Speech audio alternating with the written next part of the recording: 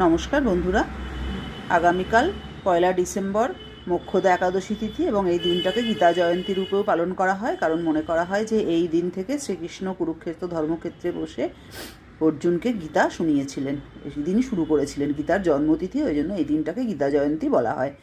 কালকের দিনটা তোমরা একাদশী তিথি পারলে পালন করো।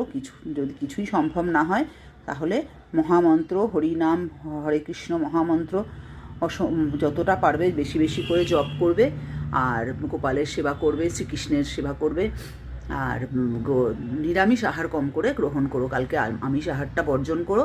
আর একটা গীতা পারলে কোনো ব্রাহ্মণকে বা অব্রাহ্মণ কেউ যদিও নিতে আগ্রহী হয় গীতা, তাকে সামান্য দক্ষিণা সহকারে দান করো। মনে করা হয় কালকের দানের ফল অসংখ্য পুণ্য লাভ করে যে দান করে।